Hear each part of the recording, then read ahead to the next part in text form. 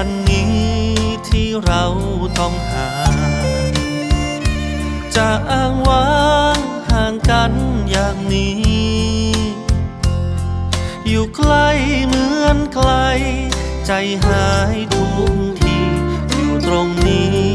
ฉันยังห่วงใยเพราะวันนี้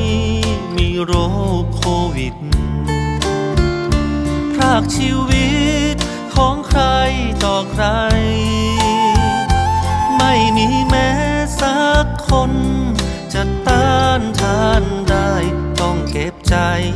แล้วต้องเก็บตัวเก็บเอาไว้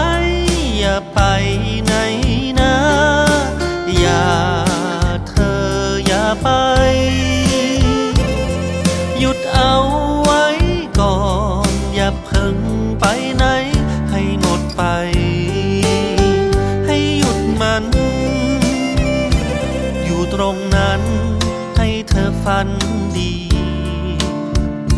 อยู่ตรงนี้คิดถึงห่วงใยหลับเถิดนะฉันคอยเป็นกำลังใจให้ห่างไกลโควิด-19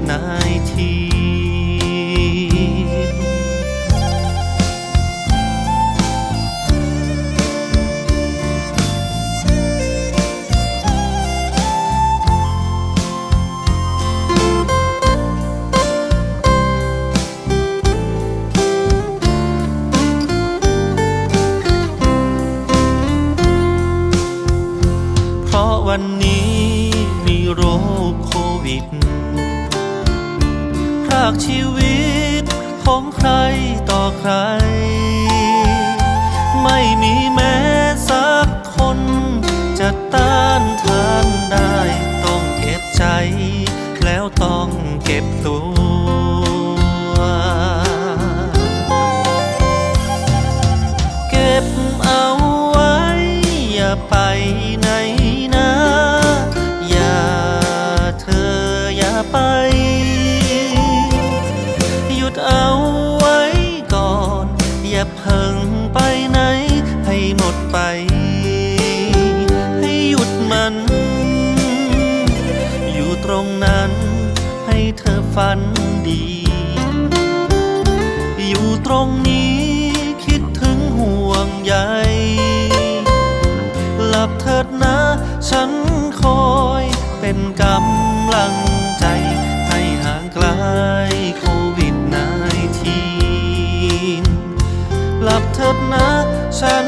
คอยเป็นกำลังใจให้ห่างไกลโควิด-19และให้หมดไป